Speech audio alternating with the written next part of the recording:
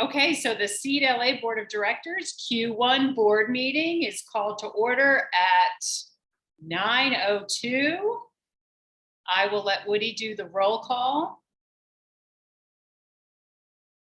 You there? People in I'm here. on mute. Yeah, sorry. I'm still trying to let a couple people in the room here. All righty. One moment.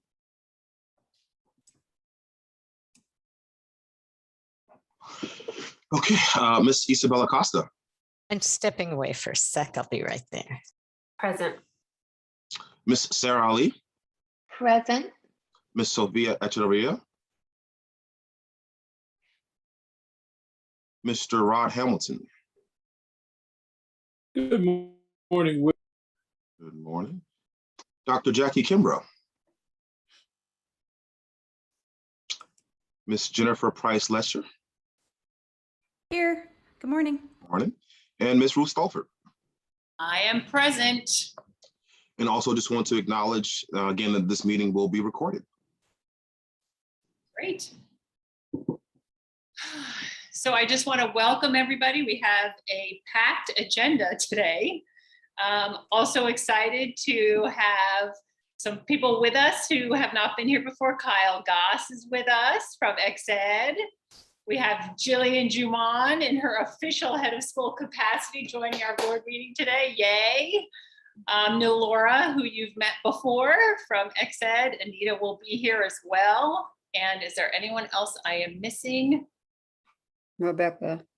And Rebecca, where are you? Oh, there you are. And Rebecca Vertolino, hi.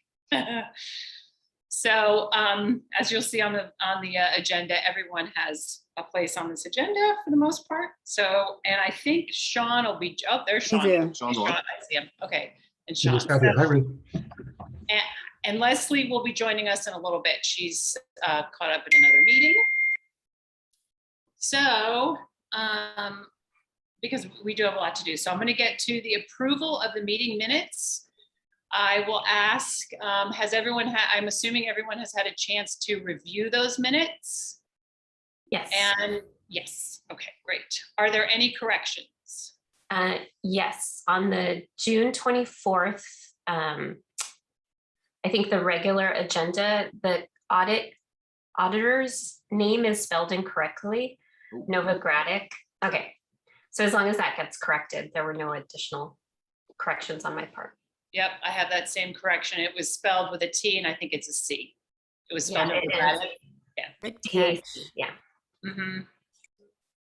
All right, great. Okay, so I'll just take up the motion that unless there are any other corrections on the June 24th, 2021 board meeting, I'll give it one more second. Nope. The Seed LA Board of Directors moves to accept the June 24th, 2021 board meeting minutes pending the correction of the Novogradac note. Those minutes are approved. Let's move to the next one.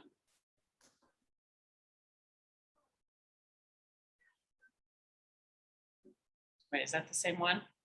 No, it was the same day we had the special board meeting. Remember, immediately afterwards. Wow, it's a blur.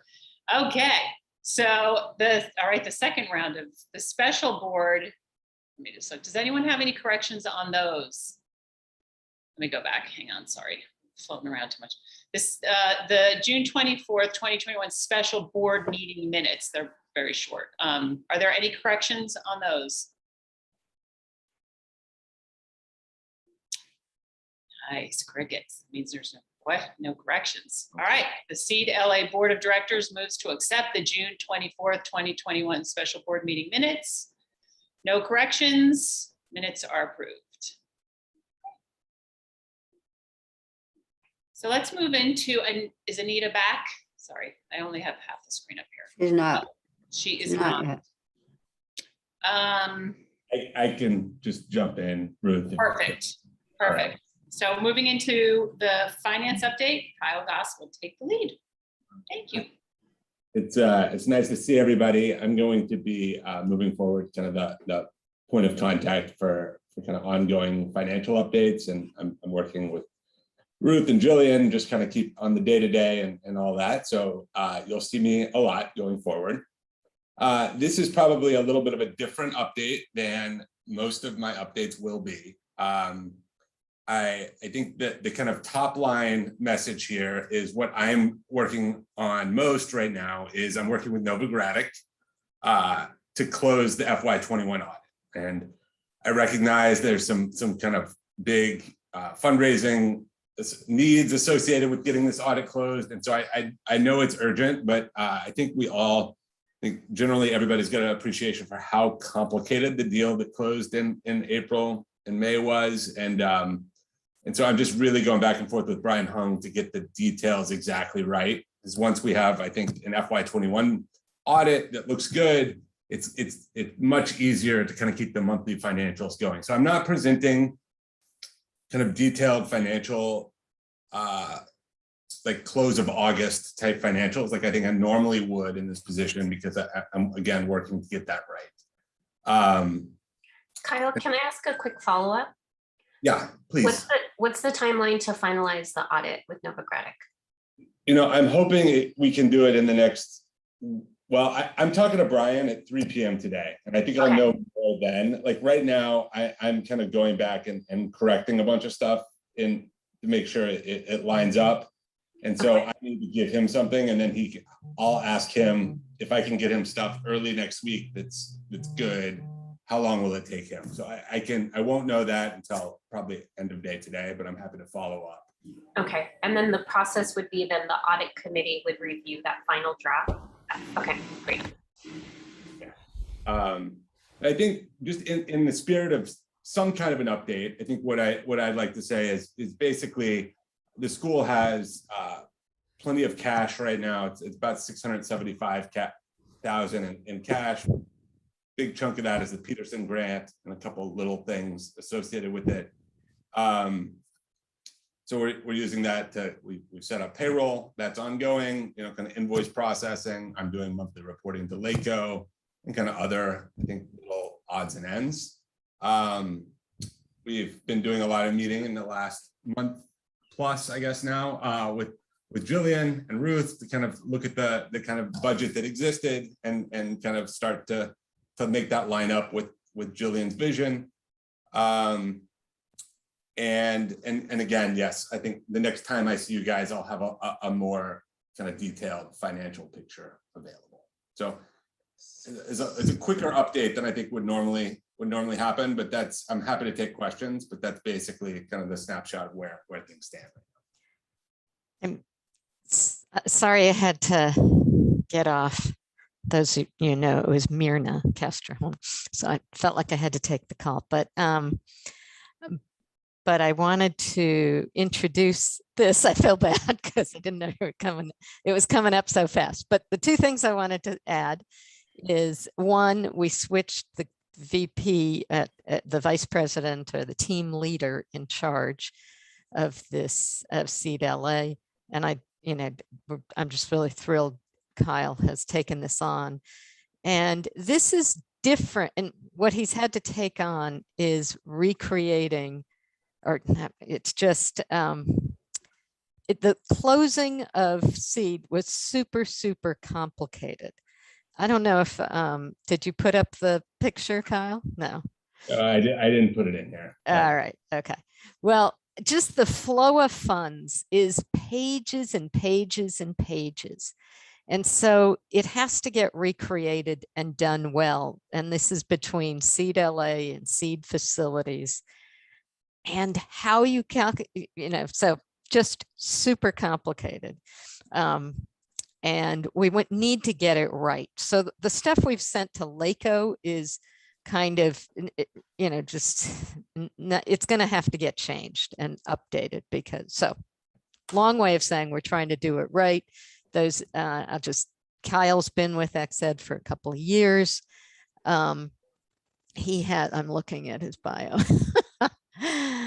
He comes to us from New Orleans, and where he was the chief strategy officer for Jefferson Parish Public School System. He worked for KIPP New Orleans.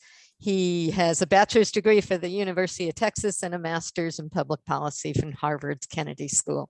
But most of all, he's willing to dig into this highly complex deal and get it right. So in the future, the financials will be accurate. And all of that, I think, is helping with the auditor because they're working with us because they know it's super complicated. So that was the intro I was going to do, but wasn't there. Anita, can I ask a follow-up? Your intro sparked a question. Like, has LACO had any questions on the monthly financials that we've provided to them? Is that why there's this need to get it? No, it's mostly, they did have some questions, but it's mostly, it's been frustrating because they want to see it in a certain, as if it's a school in a certain format. And they, we're trying to say it's not a school and it's not in this form.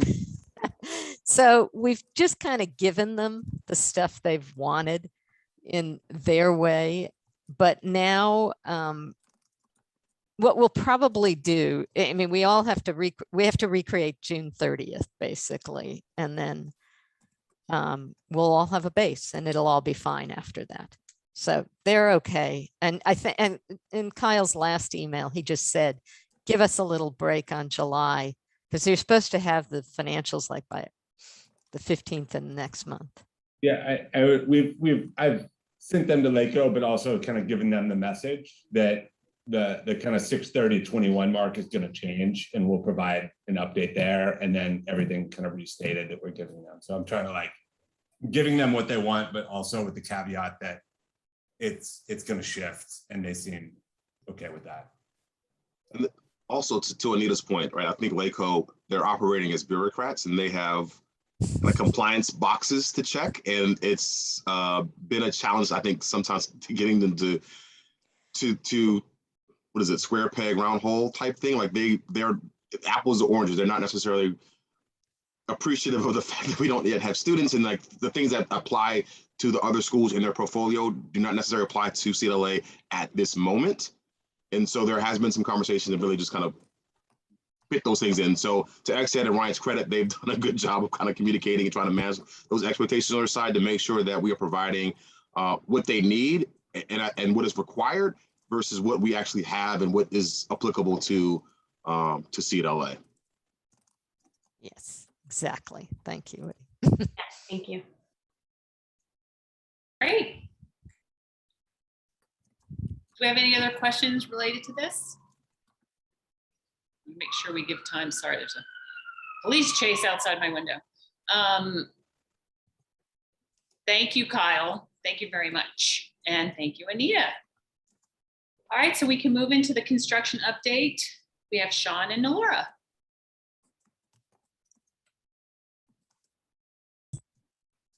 Hi, everybody. Nora, do you want me to start and just talk about construction in general? Yes. Okay, great. Let's see if I can share my screen and show you. Here we are. So I've got a couple of pictures. I'm not sure if they made it out in your packet, but I'll tell you about what they are. And then I want to talk about the temporary campus a little bit. So work is underway. We are installing concrete foundations, under slab utility piping, all kinds of under slab vaults and things that capture rainwater, and then we'll pump it into the landscaped areas for irrigation. A lot of things like that. I will say it's an interesting part in any job because you're out there for months and months and you're scratching around in the dirt like chickens. And there's just not a lot to see. There's not a lot to show for it. And then you get your foundations poured, you pour your concrete slab, and then the building just flies up out of the ground. And that's a very rewarding time. Our building in particular is going to fly up out of the ground because whereas the first floor is all poured concrete, and we're really filling the whole block with a poured concrete structure that will hold our classrooms and our gym, and a lot of our offices. Once you get to the top of that level, about 20 feet off the ground, almost everything is wood framed. The dormitories are wood frame buildings. The walls will probably be built as panels in a factory, shipped to the site, lifted with a crane, and placed and connected together. They'll probably put a floor on the building per week at that time, and it's almost before your eyes that you get up to roof level. So that's a wonderful moment. But right now we're at the scratching in the ground moment in anticipation, doing all the things we have to do before that. So this picture shows a view from the south with a panorama shot. This is almost the whole width of the site. This telephone pole over here is along Vermont, and the Vermont frontage is running up the left side. And then there are some palm trees off on the right that really are the eastern edge of our site. And there's a little 2-story apartment building over there. This green building is I believe it's a 6-story county, just to give you an idea of scale. This is a 6-story county office building that is across 84th Street to the north at the far side of our site. So this building and then 84th Street and then our property. And this is a parking garage that they own and use. So it's a big site, and it's always a challenge to appreciate the size of it because you can't really get up above it yet and look down on it and to get a good perspective, like the image behind Woody Scott in his background there. But it is very large. Some of you may know that along Vermont Avenue, we had some surprises, specifically a sewer that had yet to be abandoned and several telecommunication lines that had yet to be abandoned. They really slowed us down in that area. But the contractor is working on the remaining 80% of the site. We got a partial foundation permit to do all the work we're doing that you see right now. And we're working towards a partial building permit to actually let us start coming up out of the ground in that 80% of the site to keep work moving forward. The team has been very creative in buying us time to deal with the utilities in particular.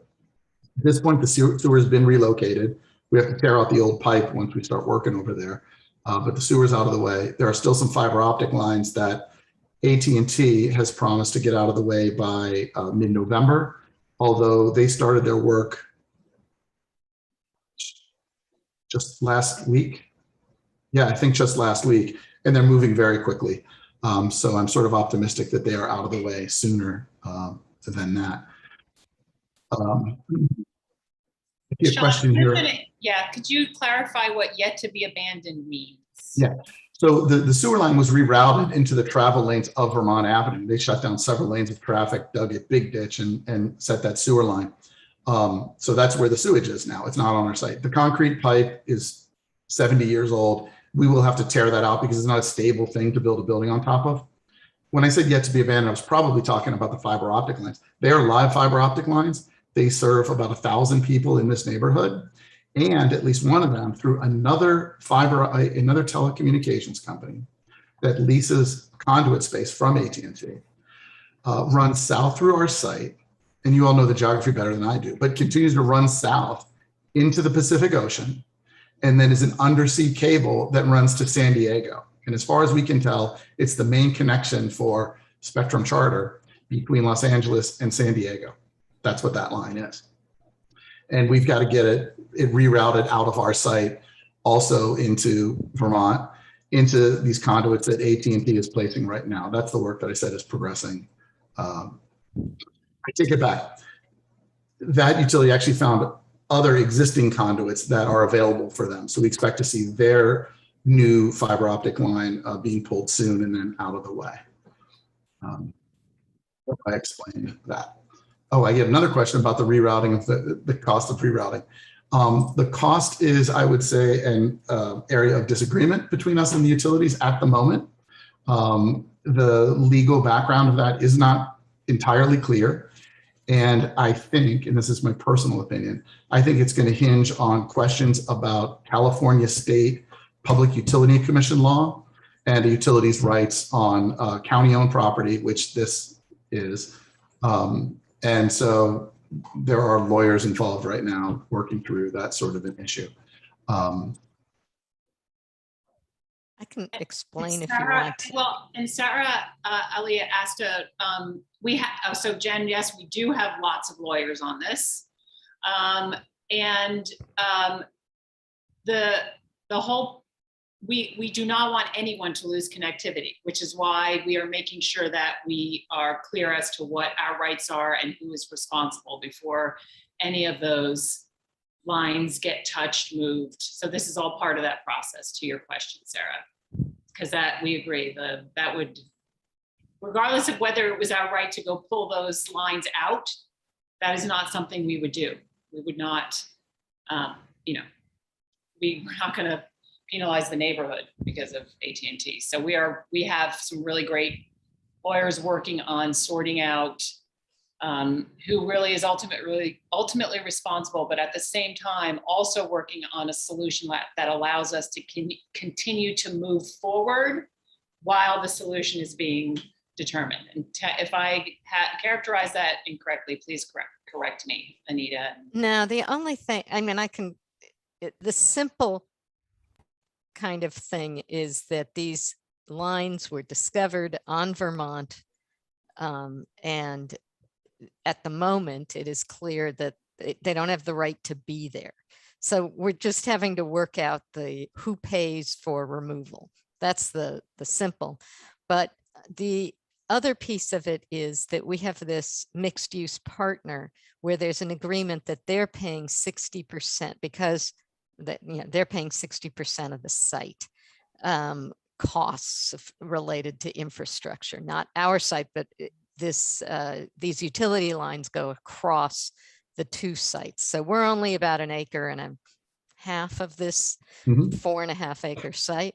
So they pay for some of them. So there's just a lot of working out. It's a way of saying we do have lawyers at the moment. The Bridges lawyers, just to give you a sense, our partner, Shepherd Mullen, that firm also did work for AT&T, and so they're working out the normal conflict of interest stuff. But otherwise, we're working ahead on all of these issues. All of us have learned more about underground utilities and rights than we ever thought we would. Yeah, well said, Anita. So the second image is closer up because I told you there are things going on underground, but it was hard to see from that last picture. And I want to reassure you that indeed things are going on underground. Most of these trenches are for our sewer lines, our telecommunication lines running through the building, electrical lines to get from one side of the building to the other. That for some of them, it's just easier to run them underground. So that's what this rabbit warren of tunnels and trenches is. And it's what's been occupying us for the last 3 months or whatever it's been. So there is progress. We will be ready to pour a slab over top of this area, which is a big moment, right? Because it gets us out of all the underground issues at the end of October. And that'll be an exciting moment. It just becomes much easier to work on top of a clean concrete slab than in the dirt and the dust. One thing I keep seeing, and I think I want to make it clear, is, is it a cost? And there are two cost issues related, and I don't think we know fully it. One is the delay. So this was a delay, and we have cost issues that are with the contractor. We don't know how much of a delay yet, but there are cost issues. So far, it's, part of the contingency and everything else, but we could eat into the contingency quickly. So there are delay costs, and that's pretty much the main cost. The how much and how long delayed, I think Sean and Laura and the entire team are working on creative ways to keep moving ahead and reduce those costs. But that's where the main cost is. So far, it's absorbed in it, and we're kind of avoiding we just don't know yet. And so our banker, mainly Chase, wants to know, what's the schedule? How's it going to change? And we just don't know yet as people are coming up with creative solutions. Isabel asked a question about the costs of temporary and partial permits. There are costs associated with that, but really they're small in the big picture. It's a couple of $1,000 to split that permit out. I have been really pleasantly surprised by the permit office's flexibility to work with us on those sorts of partial permits in such a big jurisdiction. And I mean that from a technical procedural point of view, but I also mean it just in terms of there are a couple people there that answer the phone. They pick up the phone when we call. They get a bunch of their folks on the phone with us so we can explain it in sort of, plain English terms, what we're trying to do. And there have been times that said, well, we hear you want to do this, but if you did it this slightly different way, it's much easier for us to approve. And then we work on it. That's the kind of thing that often takes months of back and forth of permit reviews in their rigid system to learn, yet a 45-minute phone call has brought it out really quickly. And I've been really pleasantly surprised by that sort of communication. So that's about where we are with construction. It's probably a good time to mention COVID, materials availability, labor availability. And in general, we're managing those things very well. We have not had any COVID outbreaks on the site. One person might get ill. They're quickly identified, contacts are identified, and they're then kept away from the site. We don't have any large scale problems there. With our materials, that all seems to be going pretty well. There are certain major items that we need to order soon, and we've already ordered the big mechanical equipment, almost anything coming from China. Bernard seems to be very skilled and on top of when those things have to be ordered. So I'm cautiously optimistic about that. I will say that COVID has hit the industry in an interesting way, and probably people are hearing this anecdotally, that on-site labor has been readily available for the last 18 months. In March of 2020, my biggest fear is that we just couldn't get people to job sites. That has not been a problem on all, everything that we've been involved in. But now as construction is ramping up nationwide, it is becoming hard to get a plumber, to get an electrician, and to get the labor allocated to your project. It hasn't slowed things down yet, but it's something to be mindful of as we move forward with this. That's where we are on the permit. I just want to quickly go back to the communications. I just want to make sure that we address Jennifer and Sarah's comment about wanting to make sure we manage communications if there will be some temporary outage. I would assume, but we should never assume anything, that there is a process in place that's a requirement that if there is going to be an outage, people have to be alerted. But I want to make sure that we, bring that up right there. If anyone has any. Right. All of the utility reroute and a potential outage on the fiber line, really just when they switch it over. I mean, the big problem is if that line were cut and people were out for weeks, right? The solution that the utility providers have come up with will ensure that that won't happen. There will be a moment though when the fiber switches over from the old lines to the new lines, and I think their intention is to do that in the middle of the night, and it'll be a few hours, and they have their policies to notify the people who will be affected by that, just like they do, across the city or wherever else. I think we do need to be mindful of when that's going to happen and spread the word as best we can. But they're pretty confidential about their records. Like they don't tell us specifically who is served. They're even pretty. What's the word? Well, they're close-lipped about exactly where the line point A and point B runs, where their distribution centers are, and I think that's about their network security protocols. But the understanding is that what we were told was that it was approximately 900 people. Right? Okay. Yeah. Well, 900 people and all of San Diego, right? That one line is massive.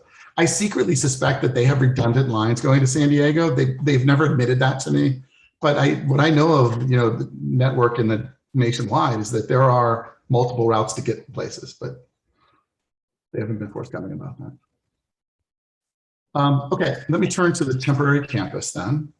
And, I visited there in May and others have visited periodically, but I was there with Jillian and with Leslie Thompson last week to do a really deep dive about how we would use the space at American Jewish University. This is their campus map, and circled in blue are the 4 dormitories that would be our dormitories. What you don't see on this map is there's considerable topographical change, that this is built on a hillside, that the blue circled area is probably 50 feet higher than the academic building, which is on the left in gray, which is fine. But there's a lot of up and down here that is sort of interesting. And if you've ever been there, the views out of the back of the academic building in this direction are pretty spectacular, looking down to Mulholland and then the Skirball's down there, and then the Getty in the distance.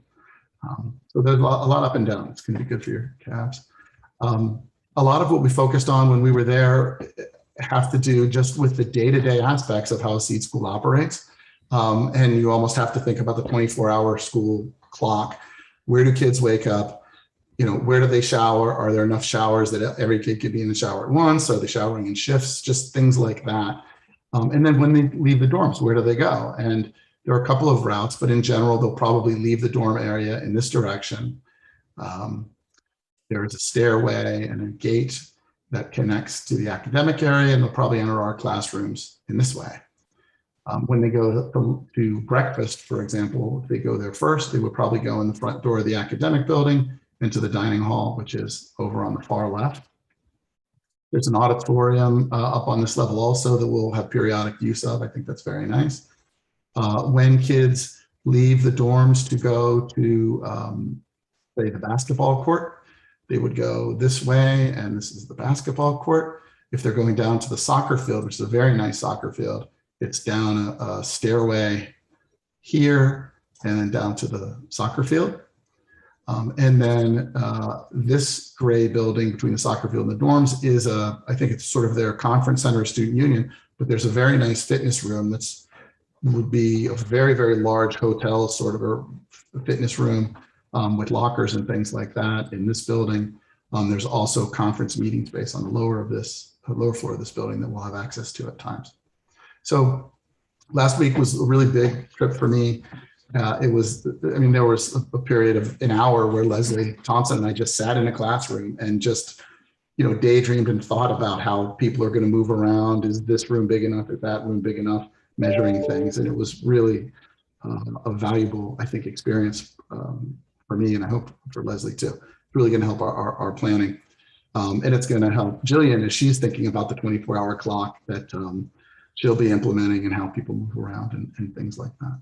So there are a lot of details to work out at American Jewish University. I think others are taking the lead on like the lease and the logistics of that. But we also have to be planning on how we're going to use the space because as Woody keeps telling us, school starts in 11 months. And we have new student orientation in June, 2 months earlier. So there's some furniture that we're going to need to supplement what's already there. We need the little system that checks IDs for when visitors come in for the background checks and felonies. Where is that person going to sit? How do guests arrive? How does trash get out? To a certain extent, although AJU handles that. But when the FedEx driver shows up, how do they find us compared to AJU? It's just a lot of little things that we'll work through in the next 6 months. There's a question. Is there room for staff on site as well? I think there is. There is a staff lounge. Yeah, there's room in a couple of ways. There is space in the dormitories for residential life staff to live. And I think we'll have a meal plan for them in the dining hall, so meals are taken care of. There will be some staff office space in the dorms for residential life staff. And then there are some offices in the academic building here near our classrooms. It will not be luxurious, but we'll have a front office there. That's probably where a nurse's office would be, our main nurse's office, although they need a little satellite operation in the dorms as well for after hours. And there will be some kind of a faculty workroom. I don't think every teacher will have individual offices, or they probably will be, desks in the classrooms with locking cabinets for their purse and certain materials and things like that.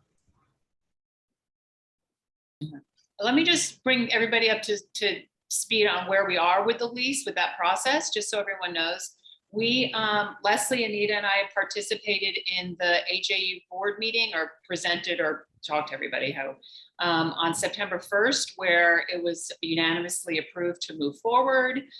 They accepted our term sheet. We are now in the process of negotiating the lease. Just so you know, it's we made comments and it has gone back to AJU for them to look at it. So just so you know, that's where we are in the process. And I just would want to add one thing, which is because I've heard, I don't even know if well, Ruth probably knows this, but there is I know this part, there's a conditional use permit on this site from 1966. And AJU's attorney, Ben Resnick, who's very well known, is working with the planning department. There may be some processes where they have to go back for at least part of it to allow us to be on there, but there's plenty of time to do that. And it may not involve like, a whole thing. It may be an administrative thing. It may not involve hearings. So that's one piece beyond the money pieces that we're negotiating in the lease, for the timing of money.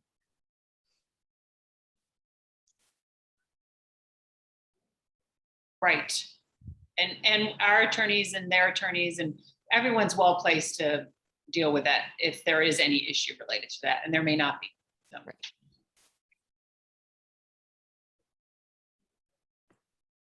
So. Ruth, I think that's about what I had on the construction side of things. Okay. Thank you. Any questions? Any more questions? I have a question on the temporary site, but it's not related to construction. So I want, if no one has questions for Sean, I don't know if he has to stay on or not. Sean, you can stay if you want. I'll stay for another minute and then I'll talk. Thank you. So my question is related to housing for Jillian. Have we had further discussions around what that will look like on this temporary site? And, I just want to see where the conversation is around that. So where the conversation is around that is the AJU has apartment buildings on site, has apartments on site for their graduate students, their rabbinical students that are, actual apartments. Whether or not they are going to be,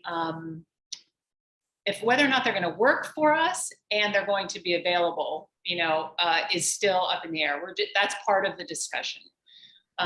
So we're in the process of sorting out that piece of it.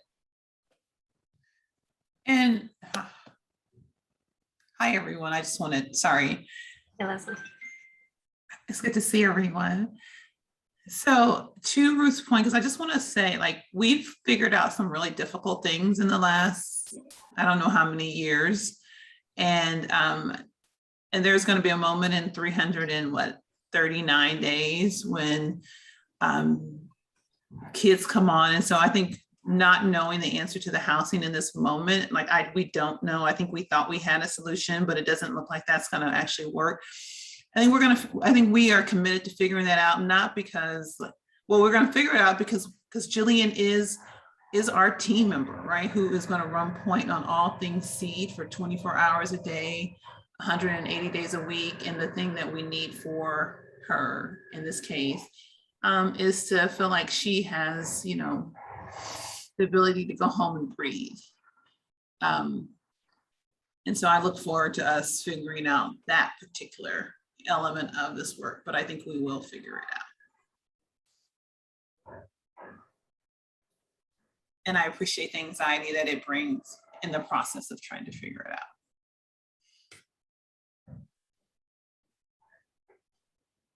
Thank you. Hi, Leslie. All right.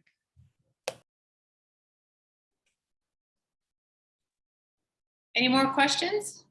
Construction, AJU?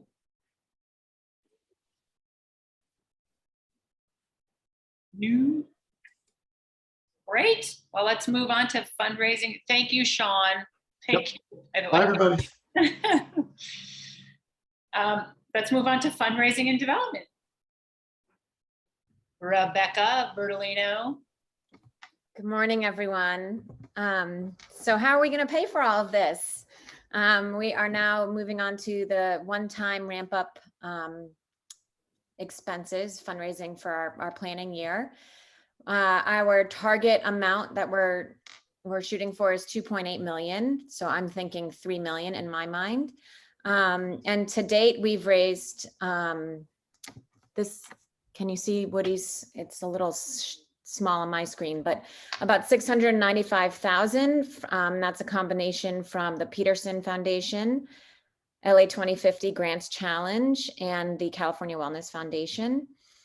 Right now I'm writing grants. We have about 1.5 million in pending applications.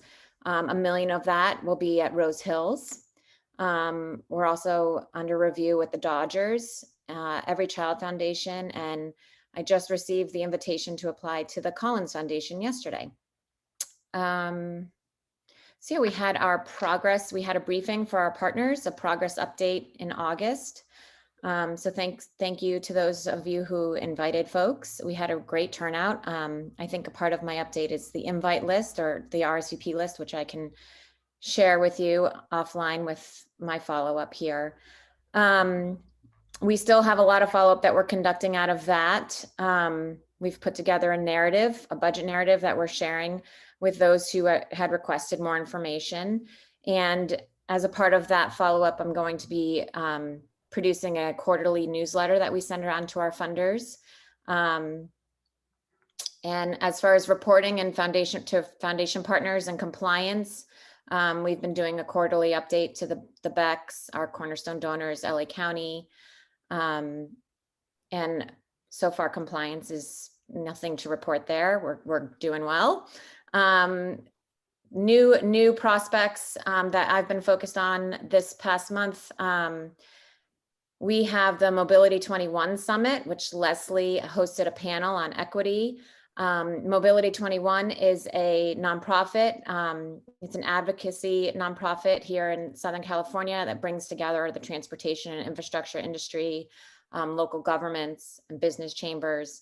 And so their summit is at the end of this month, and they're heavily promoting Seed LA Metro.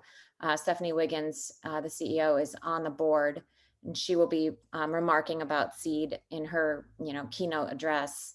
We have a web banner up on their website, and we have a virtual booth and an advertisement in their program and an article that goes out to 10,000 of their subscribers. So hopefully we'll see some more industry partners coming out of the Mobility 21 Summit. And then finally, I think where we could use your help.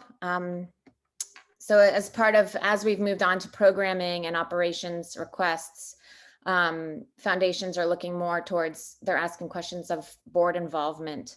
And so while we've been saying, our board is a working board, and we're actively a part of fundraising, it would be great to be able to say that we have 100% participation. So Ruth, I don't know if you wanted to touch on that. Yeah, I think the key here is we want to be able to say we have 100% participation, which can come in many forms, right? That can be writing a check for $10. So we just want, because it's really important that, and I know some of you know this because, thanks, Jen. It's really important for a lot of these grant proposals that they see that. So we'll send you guys the mechanism for that, so that we can, so that Rebecca can honestly say we are 100% participating, 100%. So I'll send a follow-up email about that. And Ruth, that reminded me, are we ever going to have the capacity to do donations online through the Seed LA website? Because I think that would, you wouldn't get big dollars that way, but at least you could get donations from individuals who perhaps attended the conference that Leslie was on the panel for, who could donate a smaller amount. Yep, I think that's a great point. Yes. And I don't think it's that complicated. So is that? Yeah, and Rebecca, let's try and get that set up. By the way, the conference doesn't air until next Friday, so we actually could go ahead and get it up. Let's see if we can get it up on the LA website by next Friday. It's actually not that huge of a lift. So we may need, Laura, we may need you to do that, to participate in that, but I think we could make that happen. Okay. And I see Jennifer, yes, I agree. The most meaningful gift, whatever that means for each of us. I love that. So thank you.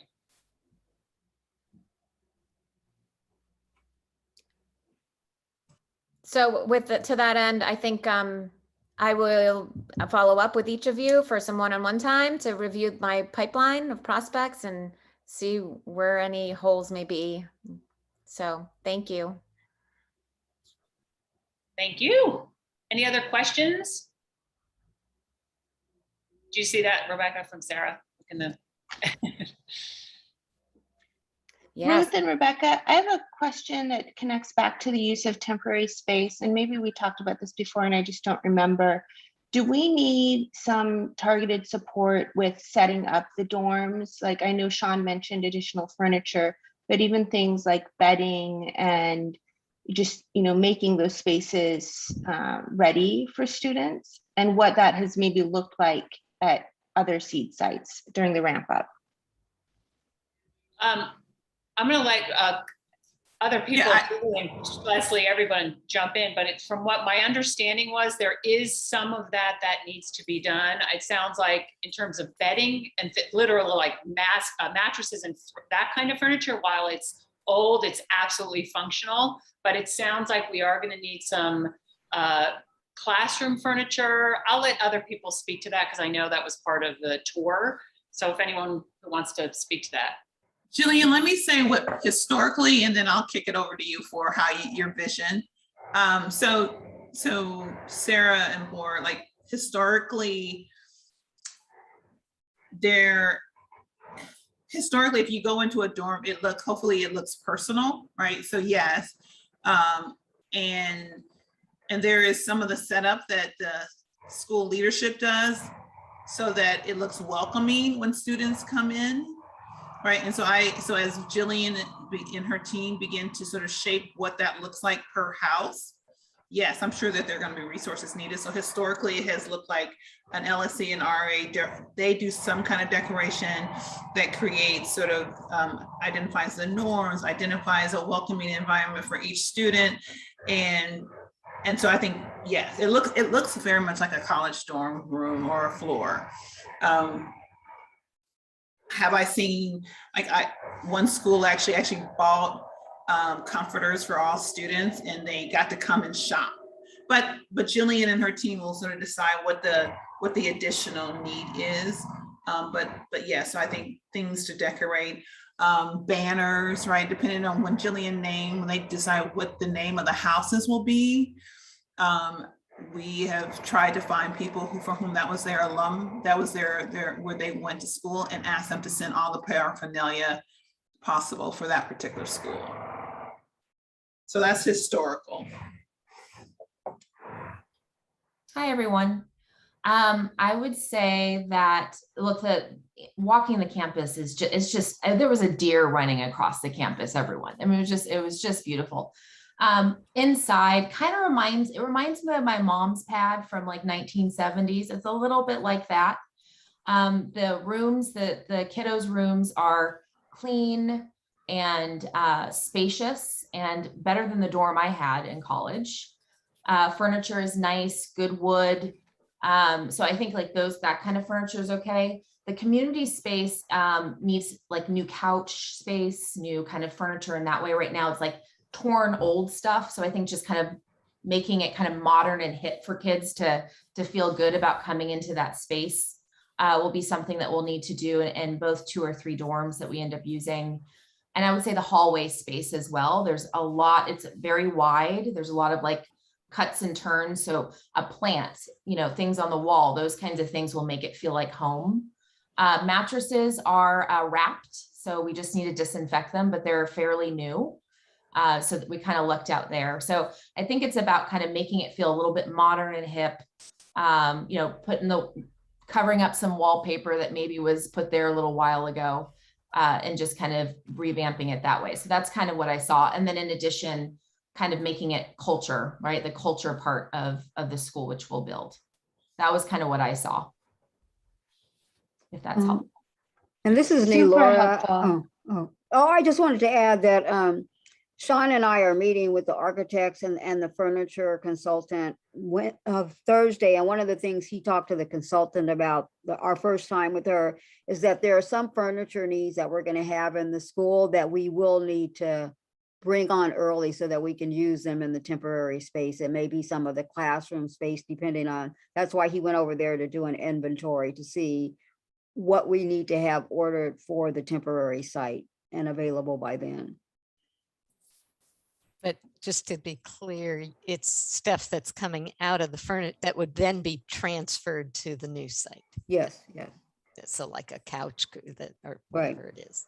Yeah, and so Ruth and Anita, if we could just keep in mind just some of this as we go into finalizing the lease, so that we actually have some language that speaks to our ability to bring things in and take them out, right? And then So, yeah, great. So probably you should loop back with Sean and Jillian so that we can make sure we understand sort of the breadth of what we might physically be wanting to bring in.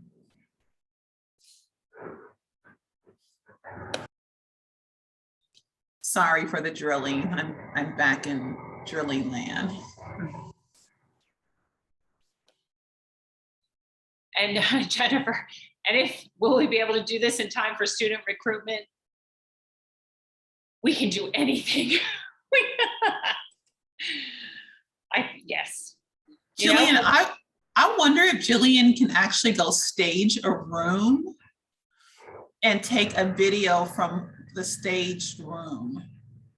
Sean and I talked about that. We had a little fantasy around staging and then also being able to do like a little trip where parents can see or families can see the site actually happening, and then kind of taking it up to be able to kind of see what a day in a life could look like and then have a picnic. So you'll see as I talk a little bit later, we have some proposed dates in the spring to do that. All tentative right now, but yeah, I think that's a really great idea. If I was a parent, I'd want to see that. And kiddos want to see that. I also think there's going to be some opportunity. Sarah had a point, Jillian, Rebecca, she has an idea for potential source of support for setting up the temp space. I also think there could be opportunities for service learning projects. I just think there's some, which we can talk about later, for some of these things like comforters, as Leslie was saying, things like that. So I think we can be very creative, as well as just the straight up fundraising that we need to do.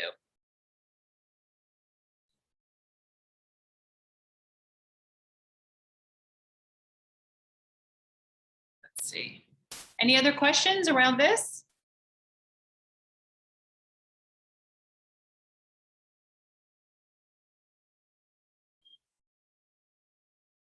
No? Okay.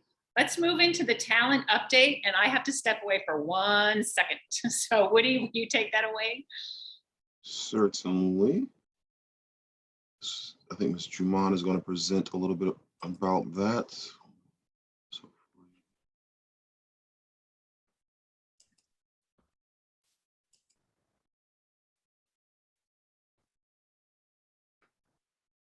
all right, everyone can see the screen?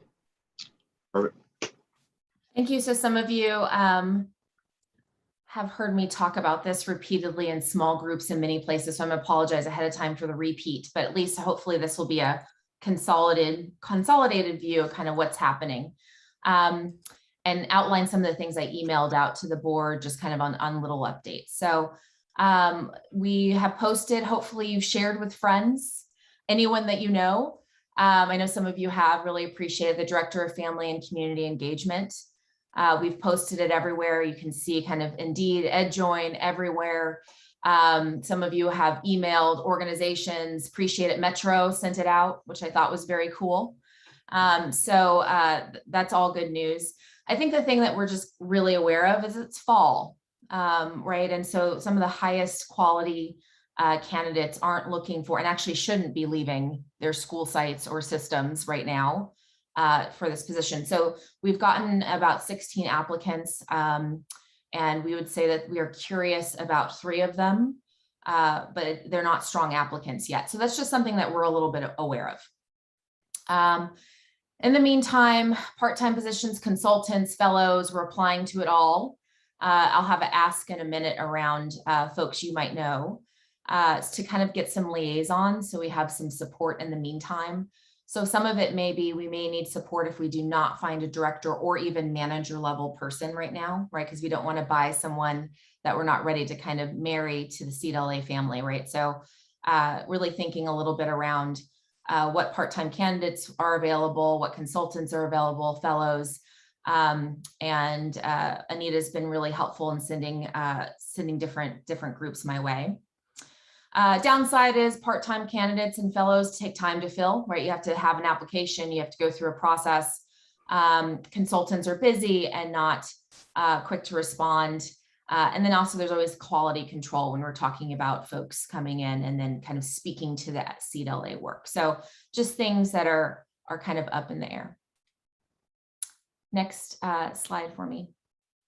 I'm gonna pause before I get to student recruitment and just any questions around the role, director role, or the candidates coming in. Okay. So I want to talk a little bit around student recruitment, because we've spent September kind of doing some strategy, some thinking, and hoping to launch in October big time. I'm hoping by third week of October, people, you say Seed LA on the street and somebody knows about it. That's the hope.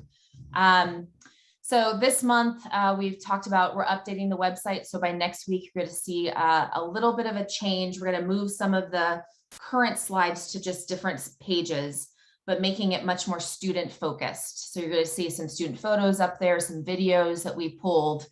We're trying to, high school kids, ninth graders, oftentimes pick their school themselves, whereas middle school and elementary school, oftentimes they sometimes don't have as much choice. So really kind of doing that. We're posting a webinar mid-October so folks can learn about Seed LA and kind of get a sense of what's happening. We're developing school site banners that's going to actually be on the construction site going up. Postcards are being mailed out next week to families in the zip code near the school and surrounding areas, as well as CBOs and partners and agencies. We're also developing a kind of a user-friendly pamphlet for organizations to use, particularly social workers and folks who can talk to families and really will be our little liaisons themselves and be able to have conversations. So an easy thing to kind of flip through, show images, and get excited about being part of Seed LA.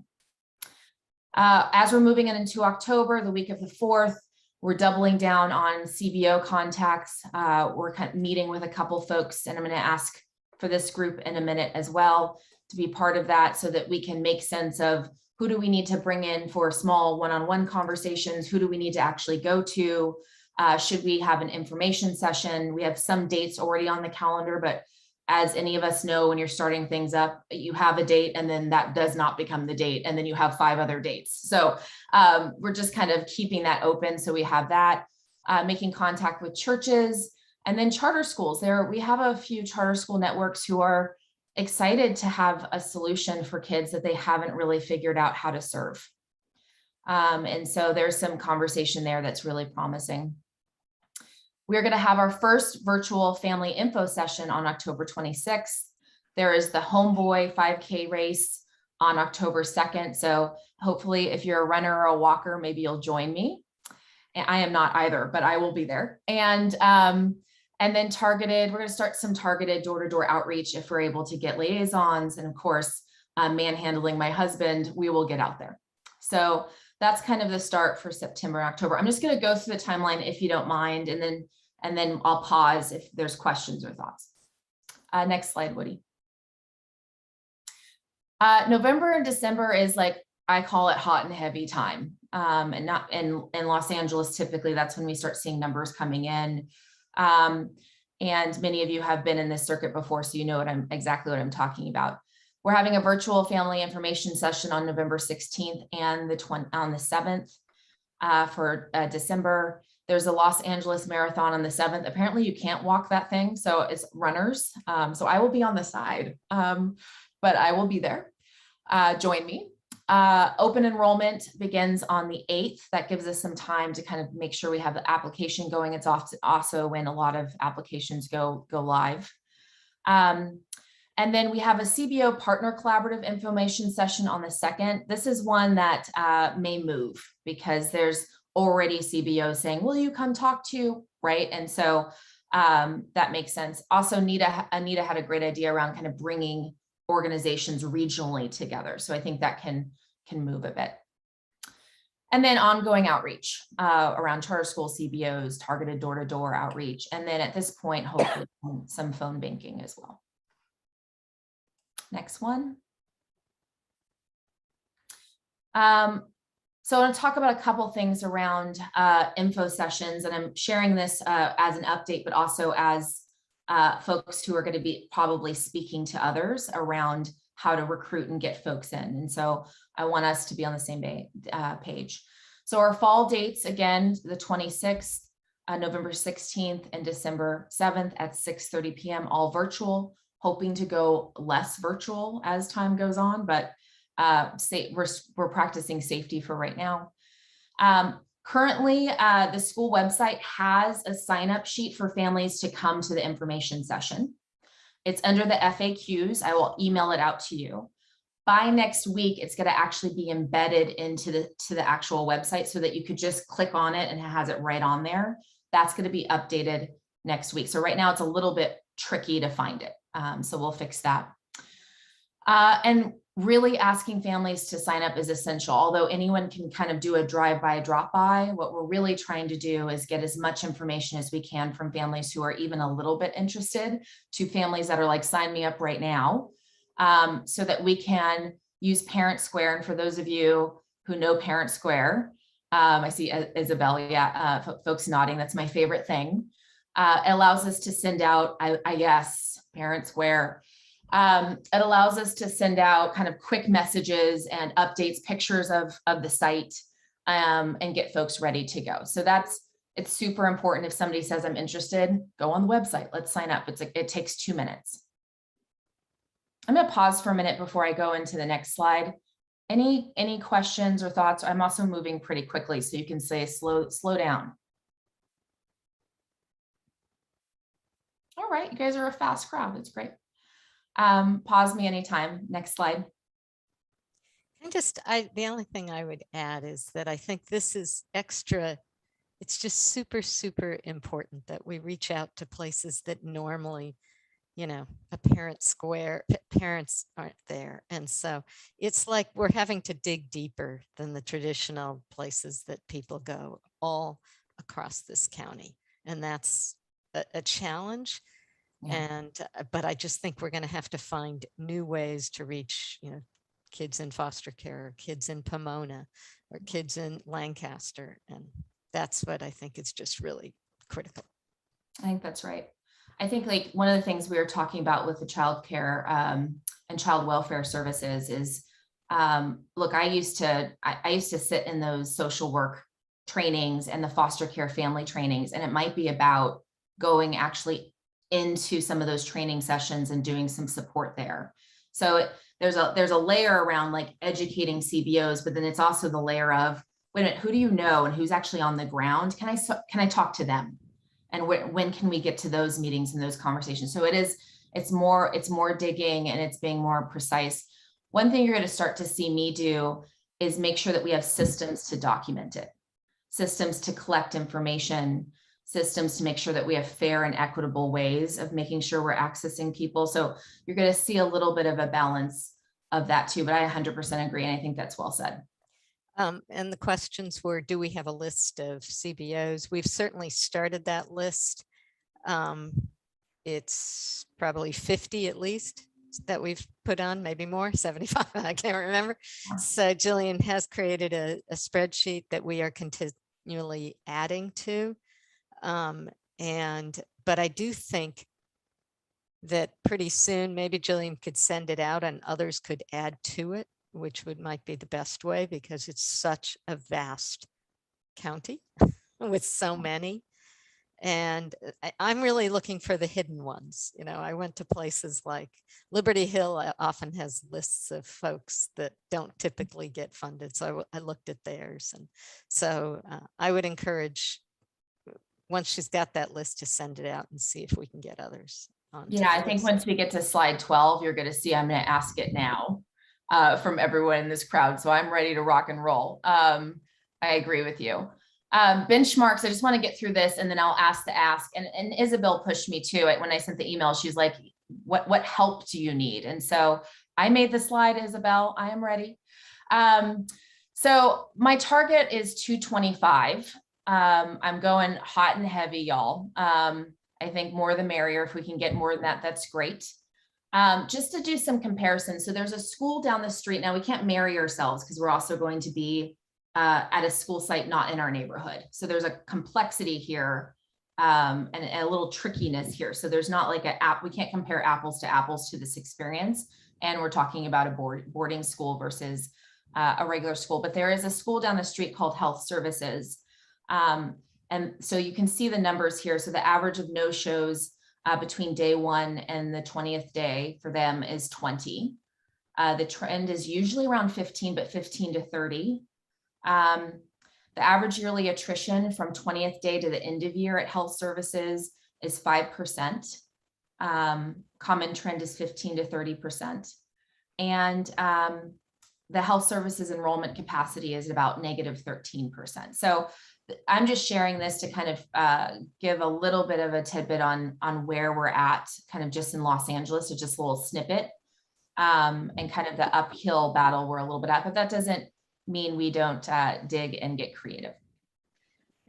Hey, Jillian, I'm wondering if, in fact, I think if we could dig up some other data for you, because I can't remember, but I do believe that we've actually needed, I think you're right, like in terms of the attrition from like recruitment season to day 1, I think we've needed to start with about 3 applications per slot, because to your point, there's this other reason for why families actually don't stick it out, right, in terms of the boarding.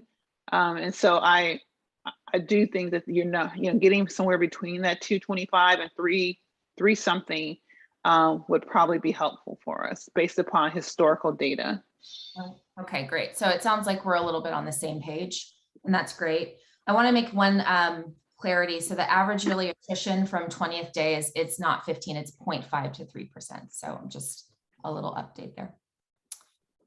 So you can see the recruitment targets as we're kind of going along. They make me nervous, but that's kind of what it's going to be the one that I'm just kind of leveraging at and kind of saying, where are we on the left or right, and how do we move forward a little bit? We talked about the waitlist enrollment window reopening on the April 1st if our waitlist number is below 175 on March 25th. So thinking a little bit about that. There is a little bit of a debate around whether we should kind of recruit later. And I think there's a couple of downsides to those. One is coming in new and pulling kids from other charter schools and other schools across Los Angeles is something we need to be aware of and kind of think about, and what kind of relationships we want.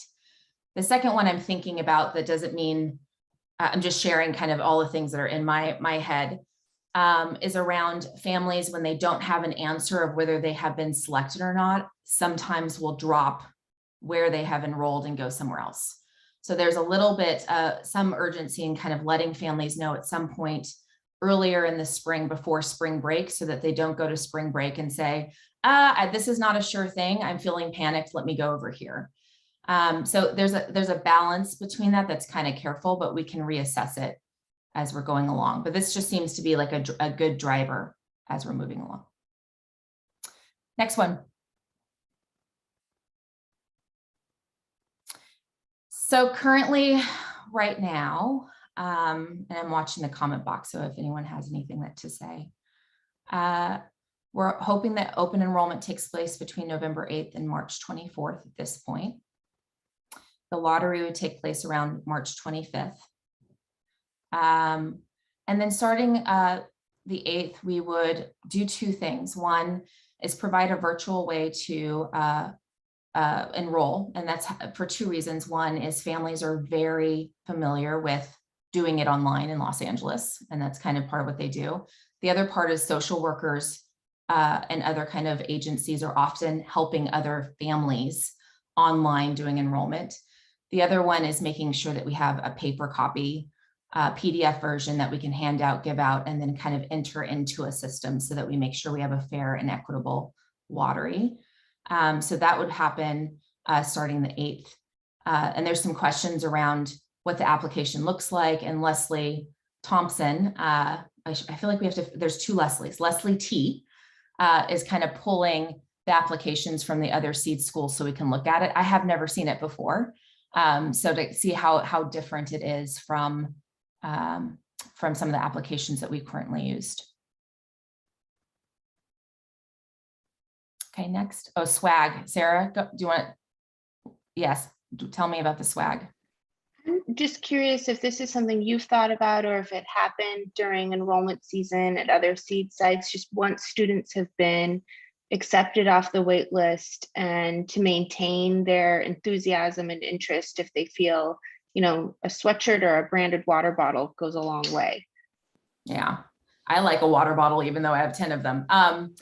Yeah, I think we should, it's on the budget wish list.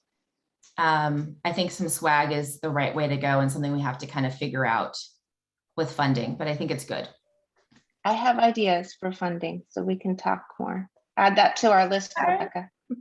I like that. All right, let's get some swag. Okay, next one. I'm even thinking like some cheap swag at some point at the LA Marathon, just throwing it out there. Little, lanyards, those kinds of things. For spring, these are all very tentative, right? This is me just throwing stuff up on the calendar. So I have a direction on where we're going and things can change. So in-person information session, it says information, it's information session. Sorry about that, January 25th. We talked about the school site visit, right? Where they can kind of experience what a dorm would look like, February 19th. Tentative lottery, the 25th, CDL8 family orientation, family gathering, and then student orientation in July, which was mentioned earlier. So those are kind of some benchmarks to think about. Hey, Jillian, I heard you say you guys are looking at the applications from the other schools. I think you have a lot of flexibility here based upon the local requirements for applications, right? Like, I think that, you can look at them and I think it'll give you some guidance, but I think each, charter jurisdictions have really begun to restrict what one could put in an application and then what one puts in an information form. So I don't know that this is an area where we have to line up with the other schools, because I think it could put us in conflict with the local jurisdiction. Yeah, I think that's a good point. I think for me that I think there was a question of like, what else do other organization or other seeds kind of ask? Mm-hmm. I'd be curious about what those are compared to what we currently have on applications. I don't have that. Maybe you have that answer, Leslie. But we can't really ask much. And as I've encouraged before, we definitely need lawyers to review the application. Sure. Yeah. Okay, next slide. Last one, I believe, is the contribution slide. So that gets into kind of the buckets of support that would be really helpful from Team LA, right? And the folks that are most responsible for Los Angeles kind of facing. One is providing a list of organizations who can outreach to families and students. You'll see that I have a link there and I'll put it also into the chat. Names, emails are most helpful, but also just specifically if there's some notes on talk to this person, but not this person, or if you email this person, they'll never talk to you. All those things are really helpful. Or maybe we're the wrong people to talk to them, which is also good notes to have. There's an outreach strategy meeting taking place on September 30th from 1 p.m. to 2:30 p.m. Anita's joining us to kind of look at the list that we have. The supervisor's office, child welfare are all sending lists of names, but to kind of coordinate them together and say, can we get a strategy here on whether it's regional or maybe we all know someone that's happening. The other one is, I call it 2A, because I'm hoping this will also mean kind of contacting or kind of agreeing to contact organizations that you know directly and providing some information directly to them. I know I spoke to Anita and a couple other folks. There's some organizations that it would just be better to hear it from you for whatever reason, or do the introductions. There's number 3 is participating in pre-arranged CBO outreach efforts. So a good example is I spoke to an organization yesterday and was like, please come educate us on what CDLA is. And so I imagine as we start to talk to more CBOs, we're going to get busy. So the more of us that can be advocates of that, and we can send out a doodle for your availability for that. And then of course the marathons I already hinted to be a part of for Homeboy, which it's just, if you don't know that organization, they're just thebomb.com, and the Los Angeles Marathon, where you will see me on this side on November 7th. Fundraising, of course.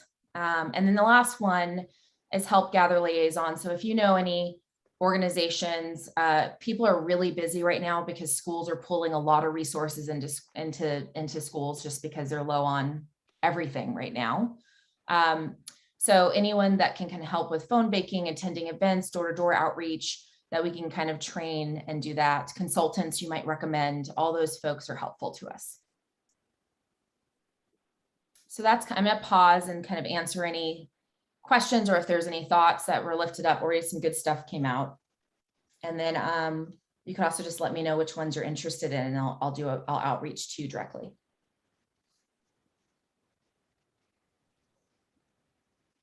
Jillian, I'm sorry I had to jump off just as you were getting started. So I just want to thank you for being here. We're very excited for your inaugural presentation here. So great to see you. I just want to thank you. Thanks, Ruth. Jillian, if you could put a link to the list for the organizations in the chat, and then I would love to attend the outreach strategy meeting as well. So if you want to send a calendar invite on how I'm added to that, and then I'll reach out to you additionally, but count me in. Thank you. Jillian, I know you mentioned local, the SEAT team local, but I'd love to be a part of, well, probably not even I love. Can you make sure that I can be a part of the outreach strategy meeting? I'd love to sort of make sure like I'm on the same page in terms of all messaging and what we're saying to families and students, just in case we all get deployed to do some kind of outreach. Yes, got it.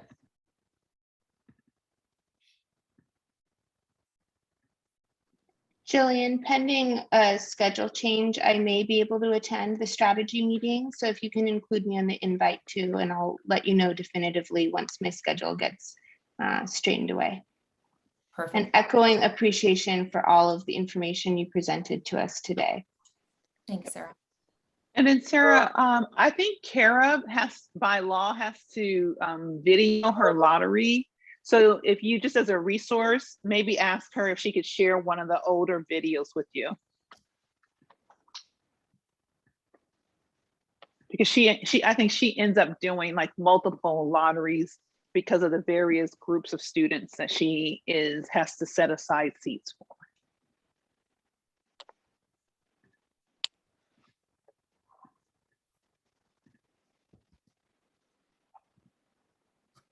So I just put in the link. I'm hoping that it's open. It said it was, so I'm hoping. There is a tab that I put in there for just for the CLA board or anyone else on this call. You can use that tab. We can also send out an email after this call that includes all that. Thanks, Ruth. Mm-hmm. Awesome. So I'm, kind of moving along. Please feel free to send an email with thoughts, questions, anything. Usually I'll write it down and then circle back. But it's all very helpful. Anything that you know or think about is all helpful. Thank you. That's it. Thank you. Any more questions? Ruth, do we have an event for funders or supporters planned for spring or summer 22 before school begins? Not that I'm aware of on the calendar yet, but that would make sense in terms of timing. I think our next group will be the next approach to that will be in December. You guys, I have a broken toe, just so you know. I broke my toe and I am like a little bit loopy. I'm not gonna lie. So in December, we have on December 9th, I think a save the date was sent out, and that is a place for some potential funders. But yeah, I think the timing of doing something in that window would make sense. Save the date is coming. Right. I actually wonder about right after the lottery. Jillian, did you say March? March. I wonder about a spring event right after the lottery, because then we will have like students and families, and like I just wonder if that is an amazing time to say we have 125 students and we need X amount for all of them, right? Like, so I just wonder if that's a good timing Sarah, I didn't know, I'm not sure what you had in mind, but I just wonder if that's a good opportunity. Leslie, that's exactly what I had in mind, just really building off of the momentum of, excitement among students and families, and something really positive, especially to share with longtime supporters, so that they can begin to feel like the tangible of their support over time. Mhm.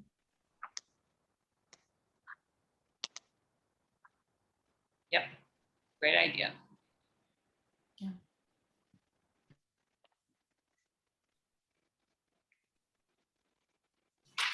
All right.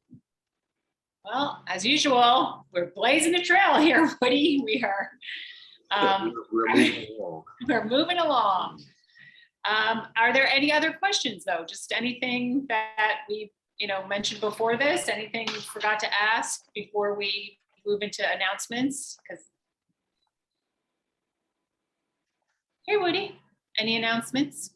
Yeah, so you guys spoke to it a little bit, touched on it briefly about some of the events coming up in December. There'll be a busy week in December for all things Seed LA. Our next board meeting is Wednesday, December 8th. Rebecca and/or Leslie can probably share a little bit about the big event for the evening of December 9th. Like you mentioned, the save the dates have already been sent out. And then the Seed Foundation board will be in LA for their board meeting, for their Q2 board meeting as well on Friday, December 10th. So I think that also coincides with one of the virtual events that Jillian mentioned earlier as well. So it will be kind of a big week for Seed LA to really kind of hit the scene and continue that momentum that's going on. Also, just kind of following up on Jillian's introduction, as Ruth mentioned, Jillian will kind of take the lead in terms of logistics and managing the board meeting, and I will transition to more of a support role so that you can start to expect to see more messages about the board coming from Jillian and Ruth, with me copied, I guess, as opposed to coming directly from me. So just a heads up that you might see some differences there. But apart from that, I think those were the only other announcements, really just kind of preparing everybody, get everybody excited for that week in December.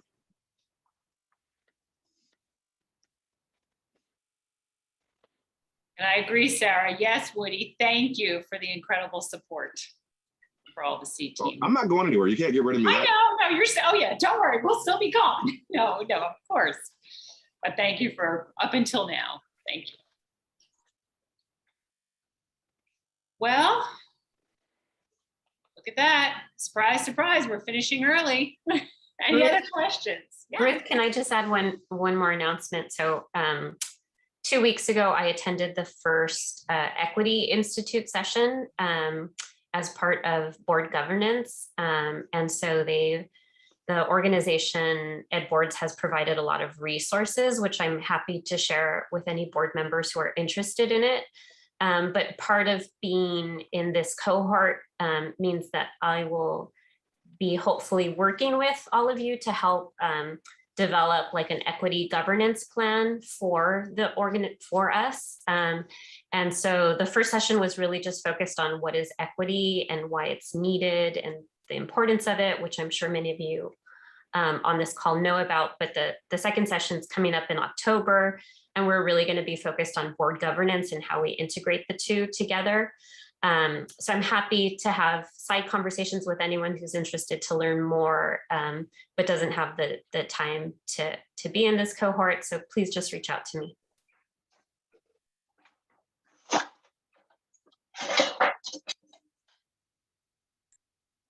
Thank you, that's great. I can already see some people are taking you up on it. Thank you. Okay. Well, last chance, questions? All right, well, thank you all for making the time. Thank you for being here. It felt like I hadn't seen you all in a long time. It was nice to see everybody. Thank you all for continuing to do such great work. And you will be seeing things from all of us via email, and everyone knows where to find each other. And have a great rest of your week. So it is 10:27, Seed School of Los Angeles.